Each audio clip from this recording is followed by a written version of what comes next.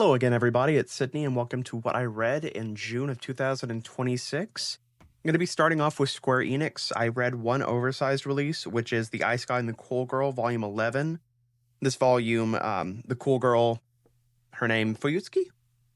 Hey, I remember somebody's name. Yeah, okay. Fuyutsuki is her name. Fuyutsuki meets his grandmother, and they get to spend some time together. Some just cute wholesomeness in this volume. I think there's also a little bit of stuff with his sister and just a couple other people in this volume. Not too much that I remember specifically about it, but I love the part with the grandmother. She's a really sweet character. Sweet as in kind. Sorry, I'm trying to figure out where to put this to get it out of frame. There we go. That should work temporarily. Then we've got City Hunter Volume 3 by Tsukasa Hojo.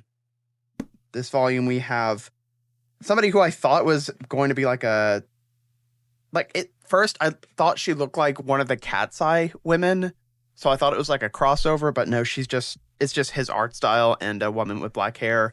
A lot of the focus is on her this volume. She is the Phantom Thief number 305. So Ryo is I believe he's trying to protect her. No,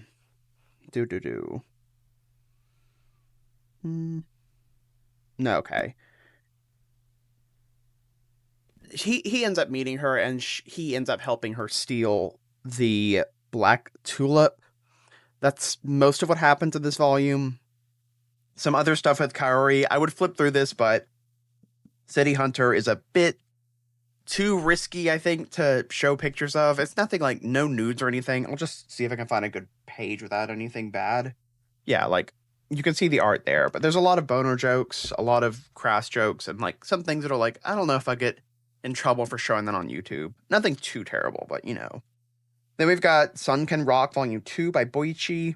This volume, they're finishing up their training on the mountain, making it back to, it's not Tokyo. They're in Korea.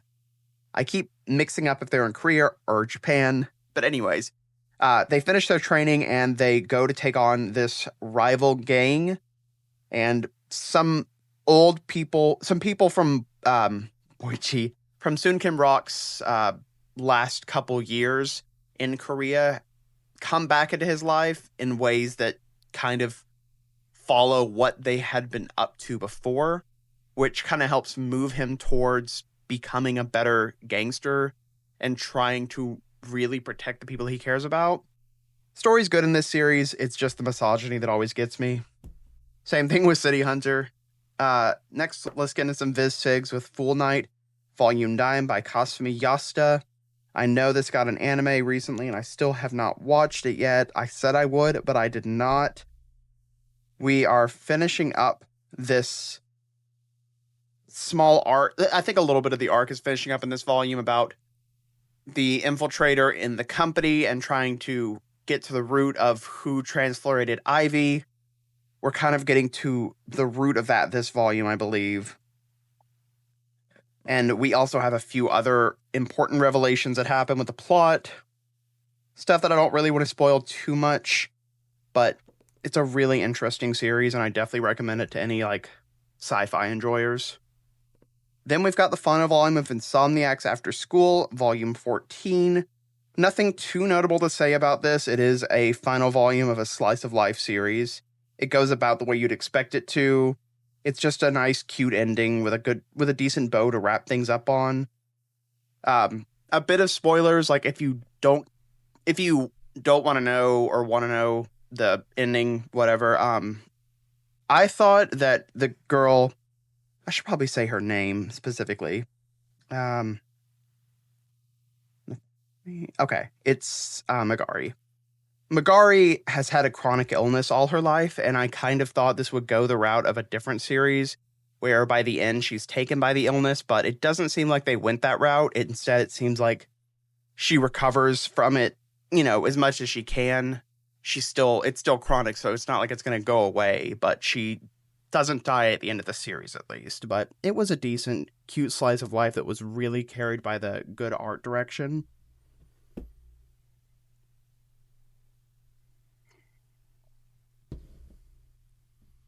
Next up, we've got Kingdom Volume 8 by Yasuhisa Hara. In this volume, we're getting a lot of backstory for Zhao, which I thought I'm a little confused about that because. So in this volume, we're getting a lot of the backstory for King Zhao, King Jing, Kingdom Zhao. His name's Jing. I'm butchering all of these pronunciations, I'm sure. Anyways, we get a lot of backstory for him. I was a little confused at first because it doesn't follow the traditional layout for backstories where the pages are like all dark. So I was wondering why that wasn't happening, but it's pretty much all dedicated to him growing up inside a kingdom that is not his own because he was kind of captive there. Like, he couldn't really leave. His mother was there, and, the kingdoms were very at odds with each other. So there was a lot of issues trying to get him out of the country, and we learn about this girl this girl, I don't remember her age exactly, who basically was giving everything she had to get him to freedom and how it affected him. It's a really nice, interesting way to build a backstory for the main king character. Then we've got Magilumie Magical Girls Inc. Volume 13. This volume I believe this one's dealing with a very major Kai. Yes, okay. They're basically spending like the second half of this volume just in a very long arbitrated fight, brought on by an extremely powerful Kai showing up, and it does do a good job of demonstrating their growth with their magic and how their Alice system is going to be able to be good for all of the magical girls out there. Really good series overall. Then we've got Steel of the Celestial Shadows Volume 10, and this one we are continuing with the girl who has the power to make people do what she wants. So we're kind of getting away from that a little bit. It's still happening, but we're focusing on the wife and one of the other young gifted people. They're getting off together, and we get some more plot twist this volume about the future of her and her husband, and the idea of telling fate being something that affects fate. So if you don't say what's going to happen, potentially the future could be different. But they don't seem to be outright stating that per se. But anyways, it's a really good series. I would definitely recommend it. We've got the final volume of The Dangerous Convenience Store, Volume 7. I think we have them we spend... Yeah, that's right. We spend basically the first, I don't know if you can tell here. Those yellowish pages, we spend all of those. It's just pictures of moments from the series with some words, and then a little bit of an epilogue for the main characters. I would flip through more of this, but it's also explicit, so don't want to do that. Then we've got continuing Seven Seas. That last one was Seven Seas. We've got The Eccentric Doctor of the Moonflower Kingdom, Volume 13. We are finishing up the small arc with the Empress. The Empress's condition that, I almost said Mao, what is her name? Koyu, that Koyu is trying to solve. And we're finishing up this inner court drama here in this volume. We might still touch on some more inner court stuff, but it seems like we're switching focus to a different nation and a dignitary from a different nation and how that's affecting this nation. I'm being a bit vague because it's at the very end of the volume. Then next, we've got Let Me See the Real You Senpai, Volume 3 by Yuho Okta, excuse me. They are continuing to develop their relationship in this volume, both of them trying to develop their careers. The, senpai, or he's not senpai, he's Kohai. Kohai's femboy persona kind of gets put to the side for a bit as he tests just a masculine persona when he does these streams talking about business instead of the stuff he normally talks about. They're just both kind of exploring different avenues for their work. And of course, it is a BL romance, so there's jealousy that pops up and miscommunication.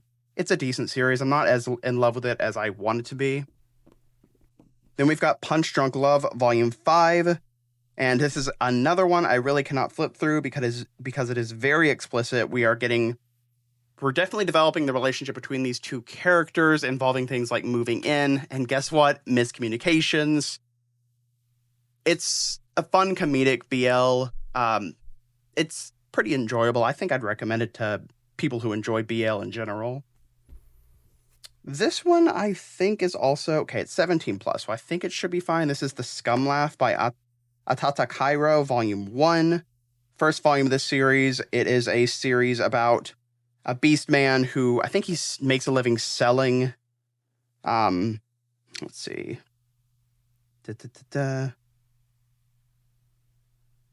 Okay, that's weird. Anyways, the main focus of this volume is Decio, who murdered his entire family when he was young. I think he ate them as well. I don't remember if he did or not.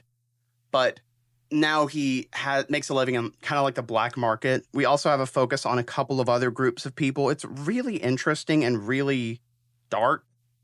So just be wary going into that. It's got a lot of touchy subject material, but I think it's a really interesting read. And I think the art's really pretty. Let's see. Trying to make sure I don't find a page that's too bad. Like, this is really good art. I think there's another series by Atata Cairo, or a one-shot by Atata Cairo that I was wanting to pick up.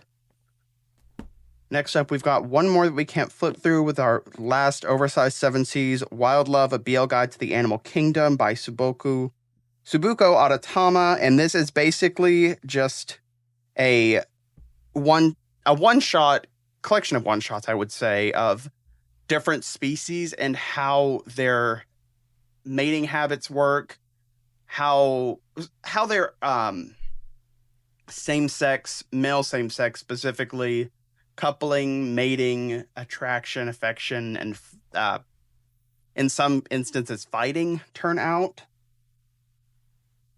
I'm presuming this is pretty well researched. Of course, I'm not an expert in the field, so I wouldn't really know. But it touches on like all these different types of animals and how completely different their ideas of homosexuality and their cultures are. How some species will, two males will partner up for life and not really treated differently than anybody else. And some species, the males get aroused from fighting and things go from there, but they don't end up like pairing together or mating together. Well, they mate, but they don't end up pairing together for life or anything like that. They just end up doing it once and then moving on. It's kind of like treated as a way to relieve the tension of the fight. For some reason, the fight gets them aroused a lot of the times. It's interesting. Being a bit vague on that one, because read it yourself and find out who those lousy fighting homosexuals are. Next up is Nights with a Cat, Volume 7 by Kyoryu Z. Not too much to say about this one. It is just a really cute series. I always like just flipping through it real fast. It's probably like a 5-10 minute read at most. Just a cute thing to read to take your mind off stuff. Then we've got Oversized Yen Press. Last one was Oversized Yen Press, but I didn't say it again. We've got Not So Wicked Stepmom, Volume 9. We are getting the mermaid people meeting up with the main kingdom because they're trying to get the princess back, and we're learning how these two kingdoms are trying to deal with each other because the mermaids have been historically displaced and discriminated against and hurt by the human kingdom. So there's a lot of drama between the two races. I don't know if race is the right word, but regardless, really interesting. I think this is a well-written, good shoujo say? I never know with webtoons. Then we've got The Merman Trapped in My Lake, Volume 2. This one we're out of the flashback where it was discussing Sylvain's grandmother or great-grandmother, I'm not entirely sure which, and how she treated the merman and how that caused him to just kind of be latched onto this mansion. So now we're dealing with her granddaughter, whatever relation she has to her, also named Sylvain, meeting that merman and trying to live with him because she wants him to leave because she wants to be able to like protect the house, but he doesn't ever want to leave because he's kind of just been mentally scarred by everything that's happened. It's really interesting. Some good psychological stuff in here. Really good toxic relationship stuff too, which is nice and juicy. Then we've got The Fragrant Flower Blooms of Dignity, Volume 13, which is kicking off our Kodansha releases. This volume is focusing a lot on Ayato, I believe. Yes, Ayato, who is one of the characters that seems the most put together, but he spends a lot of the volume kind of really stuck on deciding what he wants to do for his future and has a hard time coming out to his friends about it and discussing it with them. It's a good seinen romance with lots of good, well-written characters. Next, we've got Love Out on a Limb, Volume 2 by Yoko Nogiri. Not too much especially happens with this volume. We have some more jealousy existing between the brother and the friend. We have the main character learning more about her quote-unquote fake love interest, the childhood friend, not her brother, and kind of developing further feelings for him. So I'm not entirely sure where the series is going to go from here, if it's going to have her stay with a childhood best friend or end up with her stepbrother. It's still a nice read. I think Nogiri has good romance stories with some good drama in them. Then we've got Nina the Starry Bride, Volume 16. We are finally meeting the other star person that they came here for and learning a lot about who Nina... I almost had to look up her name. Her name is on the damn cover. We're learning more about Nina's role as a star person, or not as a star person, but somebody who has the blue eyes. I guess she is one of the star people-ish. Hard to explain. She's blessed by the goddess, it seems. We learn about that. We learn about the star priestess, the one that she replaced. Her true goal with things, like a lot of crazy shit happens with the plot. It's really good in this volume. Next, we've got the first volume of That's Not Love by Peko Watanabe. This is a series about a woman who goes to an art exhibit and recognizes a sculpture as one of her childhood friends when she was in high school. And the sculptor who created it was the teacher who she didn't know at the time, but the teacher that had groomed and essentially inappropriate relations with a minor, I don't remember which character's which. Anyways, so she's trying to reach out to the other girl to let her know that the artist has basically painted her in her most vulnerable moments with him, because she recognizes the scar that the girl has. I think it's on her back or her chest due to some sort of surgery. I don't remember the specifics.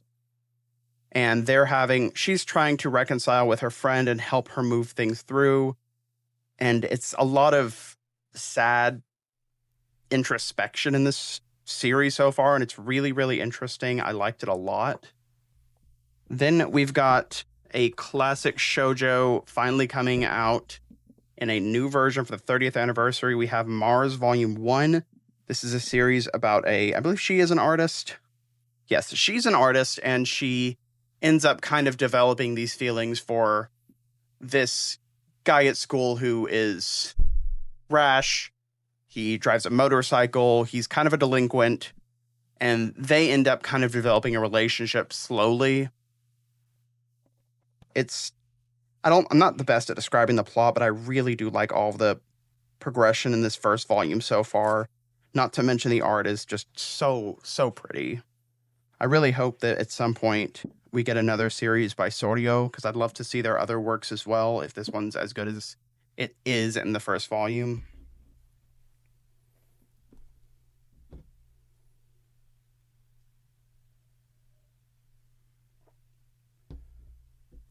Now we're getting into Seven Seas with the 100 Girlfriends Who Really, Really, Really, Really, Really, Really, Really Love You, Volume 18. In this volume, we are also doing another idol performance, but this time we're doing it with the other half of the girls who were not participating in the idol performance before. So we're getting another side of all of these girls kind of similar to how we did previously with the girls who had already gone through the Rentaro family idol process. That's a lot of the focus in this volume. I do like how they had to jam so many characters in this tiny little square. It's so cute. Then we've got BL Game Rebirth, My New Life as the Hero's Younger Brother, Volume 4. And it seems like in this volume, the main character is actually choosing who he wants to end up with, because it seems like he's being forced to end up with somebody. And they do have like the last couple chapters saying this person's route. So I don't know if they're going to end the series on just he ends up with this one person, or if they're going to show the different people that he could have ended up with or could end up with. So we see what happens. I'm not entirely sure where it's going from here. It's an interesting-ish take on it. I liked it at the beginning, didn't like it in the middle, and I'm kind of liking it a little more near the end now that we're getting a little more meta about it. Next up, we've got Fluffy Cafe and Another World, Volume 2. And I definitely feel like this volume improved on the series. It helped it develop a bit more of an identity, aside from just seeming like a campfire cooking ripoff. Because the main wolf character was so similar, and power system was so similar, the main character was so similar. But we're getting other beasts introduced in this volume that are helping differentiate things. We have this Cerberus that's so cute and just super adorable, though I do wish he stayed his big form sometimes, because the small form's cute, but it's nice. It would be nice to have like a cutesy acting like big dog. But yeah, it's a cute series, and I'm enjoying it more on the second volume so far. Next up, we've got It Takes More Than a Pretty Face to Fall in Love, Volume 6. In this volume, she's trying to convince her pretty boyfriend to be a part of a fashion show, and he's kind of like not too into the idea. And then it turns out there's another guy, I think the other guy that she knows that she's close with, also ends up trying to be a part of the fashion show. So that's kind of a focus of this volume. It's pretty good. I don't really have much to say about it, though, honestly. Then we have No Longer Allowed in Another World, Volume 11. This one we are having this big showdown with the three noble dragons, learning more about their past, their traumas, and getting a bit of a revelation about somebody's true self in this volume. Some more interesting stuff with his powers of being able to rewrite people's stories. So, really good series, good subversion of isekai tropes. Next is Otaku Elf, Volume 11. Not terribly much to say about this one. It is another slice of life series. We get to go to a different part of Japan this volume to see a different elf's ceremony. I don't remember the name of the ceremony. And we get to see them deal with trying to help her out and help her when her ceremony's failing because of rain. It's a decent, cute series. I don't know. I'm still iffy on it, I think. I liked it a lot at the beginning. Kind of fell off a little bit lately, but I'm not sure. Then we've got a debut volume of The Archduke's Adopted Saint, and this is Volume 1, a series about a young girl who is adopted from an orphanage by the Archduke, who she knows, I think he kills her, or he's just a very bad person in her previous life, because she has been killed 14 times, and she is just kind of over a lot of this stuff. And so she ends up just kind of wanting to be killed by him. I can't remember the exact reason why, but he takes to her a lot more than she expected him to and ends up adopting her as his daughter. So it's cute and it's fun with the idea of the very strict, mean, evil-seeming guy turning out to be kind of gentle towards his children. And I think it was a pretty decent first volume. I'm definitely looking forward to reading more of it when it comes out. Then we've got Your Way to Cheeky Chigaya-kun by Mai Ando. This is Volume 1, the series about a girl who's in the archery club who sees herself as the ace of the archery club. A new guy comes into the club and turns out to be a lot better than her. So she's kind of pissy at him, and he teases her a little bit. It's a fun, cute dynamic. I like their relationship with each other. I like the idea of an archery club being the setting for a romance, because I don't really see that often in the works that are adapted over here. I think all the characters are really likable, so I did really enjoy this one. I think I kind of liked it more than the Archduke's Adopted Saint, but that might just be because of the novelty of the archery club idea. Because the Archduke's Adopted Saint, as good as it is, I have read a lot of villainesses and fantasies in that time period, so my brain kind of just is like, yep, that's pretty standard. Anyways, then we've got Daemons of the Shadow Realm, Volume 10. Now, I want to try and not mix up what happened in the anime versus what happened in the manga. I think in this one, they're actually discussing this place that they cannot go to because it is very dangerous. They're suspecting it's where the...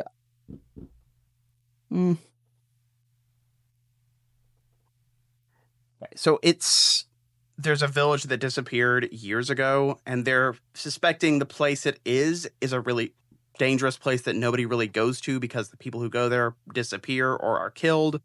So the Hagashi village ends up trying to make an alliance with the Kagamori clan. So a lot of this volume is the interpersonal conflict between the clans, trying to reconcile some things and trying to get set up. There's also a backstory for the older woman in the Hagashi village, the one who was kind of looking after the main character whose name I forgot even. Yoru. It's Yoru, I think. It's either Yoru or Asa. Anyways, really good series. Arakawa is a great author, and the anime is good too, so give that a shot. Next up is The Drops of God, Volume 4. This one, I think this one's about the painter, or the painter might have been the last one. Let's see.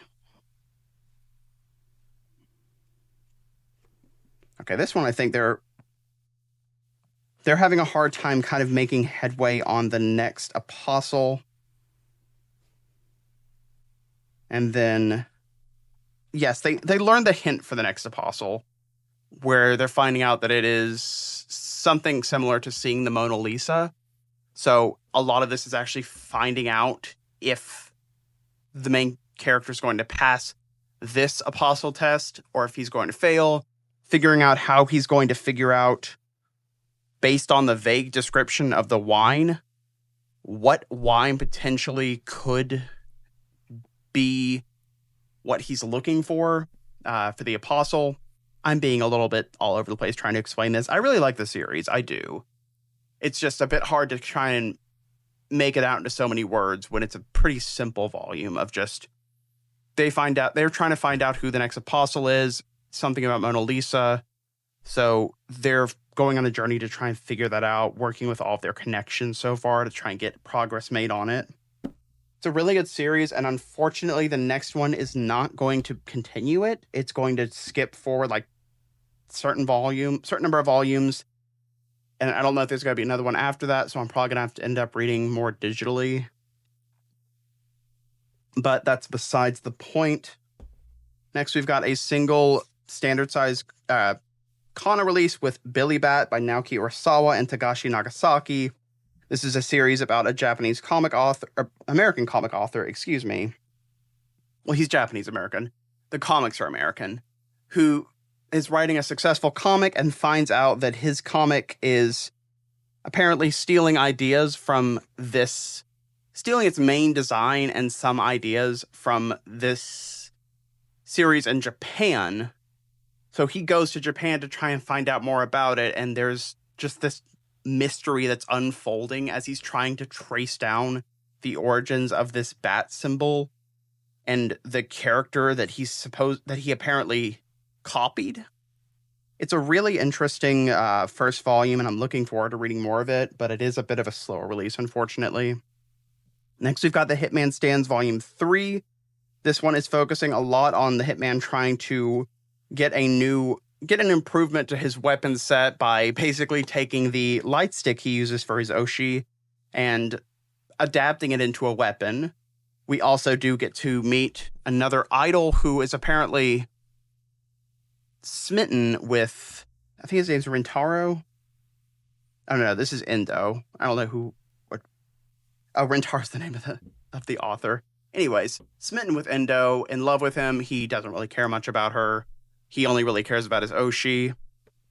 and she's learning about him being obsessed with an Oshi and is just kind of not a huge fan of that. But it's interesting to see where that's going to go so far. Next up is Lycoris Recoil, Volume 5. This one, the two main characters are finally living together, start getting attacked. No. I'm thinking of the something different, I think. No, I'm thinking of one of the comic portions. Okay. This volume, Chisato ends up being targeted by not the DA, but the terrorist group who is potentially behind all the attacks on the DA.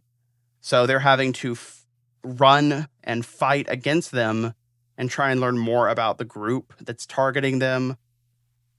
Really good series. The anime is great, and it's past the manga, so if you don't want to wait for the manga, just watch the anime and then read the manga later. Then we have Pink and Habanero, Volume 5. This one, I think they're still not together because he rejected her love confession. And then there's some jealousy stuff that's happening with one of the characters. It's unfortunately, I don't remember a lot about this volume. This one's one I read earlier in the month. I really like the series, but it's a much slower release, so it's hard to remember a lot of the details about it.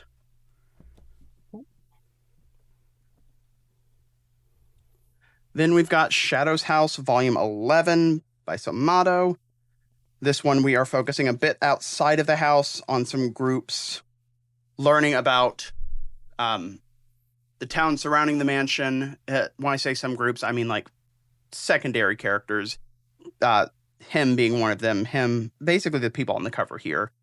They're being able to explore the village now as part of their new responsibilities, and in the meantime, somebody else is taking over responsibilities for the children's building, and there's a lot of shit that's happening because of that. The plot's really moving forward in this volume.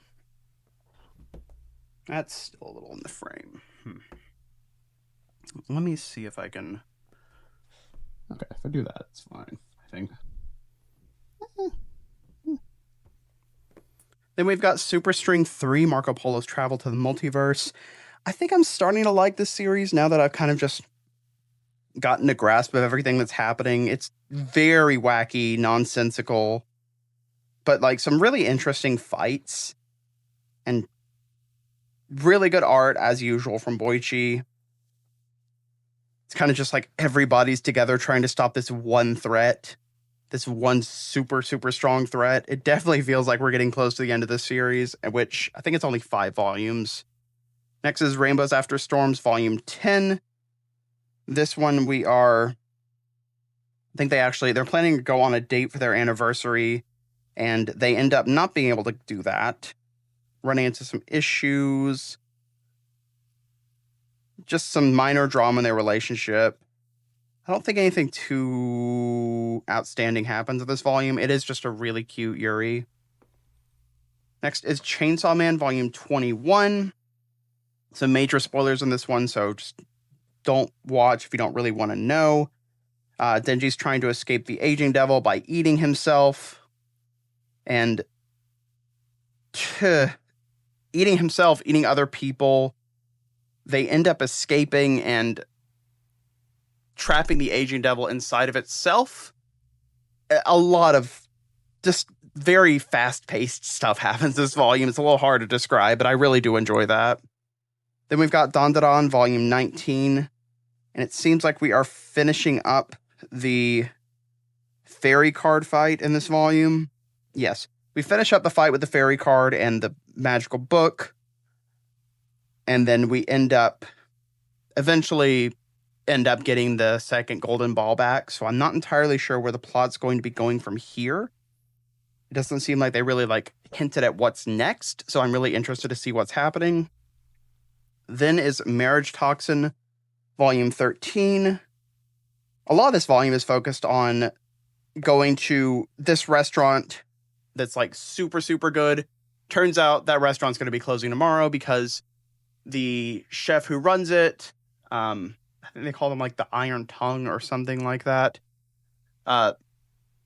Anyways, Iron Master, I think, who's running it. He is the child of the current Iron Master or whatever it's called. And he's thinking of closing the restaurant because he doesn't think he can please the palates of an extremely auspicious, strong group. And if he doesn't please their palates, it's basically going to completely ruin the reputation of the restaurant, and everything's going to just fall apart for him. So this volume's mostly focused on main character and the blonde guy, the Gunmaster, I think. Yeah, Poison Master, Gunmaster, and I think one other person helping the Iron Master or Iron Chef Master, whatever, cook this meal that's supposed to be like perfect for a gourmand in this massive feast. It's a really fun, silly, kind of low stakes volume, honestly. That's like the first half of it. The second half is an escort mission, but I just wanted to focus on the cooking thing because that was just a really fun change of pace.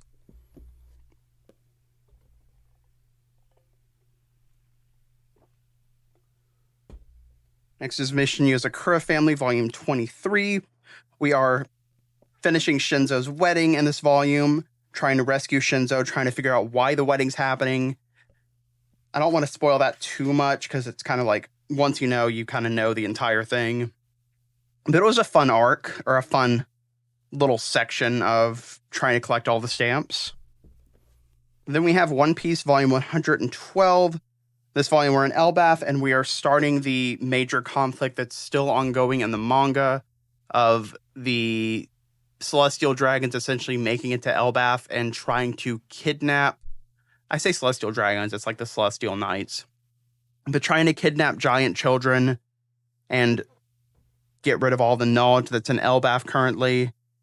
A lot of shit they're trying to do because we couldn't have much time without conflict. Of course, there's also the concept of Loki and Luffy trying to save Loki because he doesn't really understand what Loki has done. A lot of things happening in Elbaf. Really good arc, though, so far, at least. And we've got Sakamoto Days, Volume 22. We are continuing the prison escape, where the bow and arrow guy has finally found out that Shin is basically his target, and Shin is having a very big crisis about what he wants to do if he wants to finally kill, because he doesn't think this bow and arrow guy is going to stop until all of his friends are dead. So he is having a crisis of conscience that's he's trying to go back against the promise he made to Sakamoto because he wants to protect them. I really did like this prison arc so far, and it seems like it's wrapping up soon, but I think it was a really well-written section in Sakamoto Days.